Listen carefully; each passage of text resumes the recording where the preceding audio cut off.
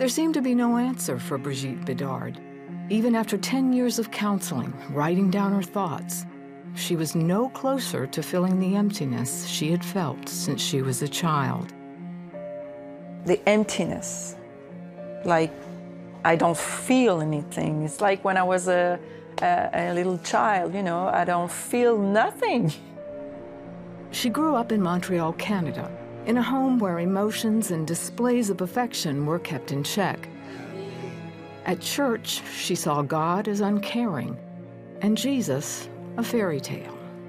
Even at that time, I knew the life of Jesus. I read books about his life. I liked him very much, but that's it. At 11 years old, she followed the lead of her friends, drinking and using drugs. She especially liked that it opened up her inhibitions. I discovered intensity. That's where I experienced, for the first time in my life, something that was, you know, like so strong. I was feeling alive. Brigitte looked for a way to define herself, apart from her parents and God. By college, she increased her drug use and began studying feminism. It told her who she was, powerful, complete, without men and the church.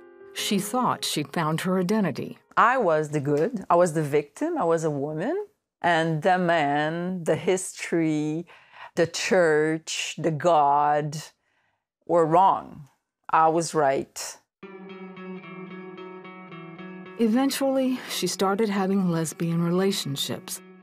But in order to bear the cause of feminism, she had to suppress her natural needs and desires to have a man in her life. That's the big paradox. You hate them, but you want to be with them. You cannot live with them, and you can't live without them. I wanted to marry, have children, a house, secretly. Secretly, deep down, that's what I wanted. But I couldn't say that. You can't say that when you're a feminist. After 8 years in that lifestyle, I was very confused. Brigitte was in and out of therapy for years, trying to make sense of the confusion in her heart and mind. She got off drugs, but joined a drug support group, hoping to find answers. At one of the sessions, a man in the group handed her a note with the name of a monastery. He suggested she might find the answers there.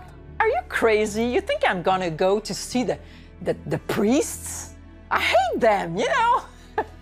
And he said, what do you have to lose? Brigitte decided he was right. I'm desperate. There's nothing. There's no sense of this life. There's nothing. So she made the 2-hour drive to the monastery, and they gave her a place nearby to stay. The next day, she met with a quiet, very patient young priest.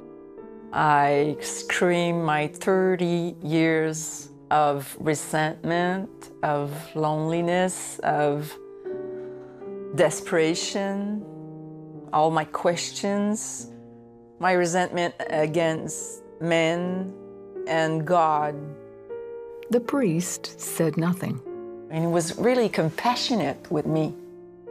Their second meeting was more of the same, her railing against the church and God, him quietly listening. Then, on the third day, Brigitte came to the meeting emotionally drained, with nothing left to say. It was then that the priest spoke and told her the true story of Jesus and his sacrifice for her. I looked at him and I said, what? It's true? I mean, okay, listen. It's true? Jesus is God? It's true? It's not a story? My God, he's alive and God is Jesus. It was a revelation.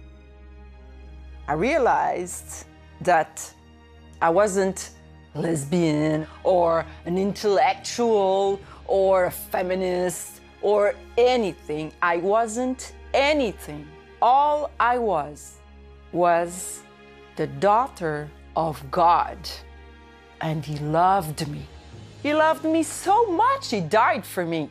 For the first time in my life, I felt loved. That day, Brigitte found her life in Jesus Christ. She now knew who she was. 4 years later, she married Hugh, and together they're raising a family. Each day, I thank him. I thank him. He saved me because I was going to die. There wasn't any answers for me. So yeah, every day it's like, wow, what a life.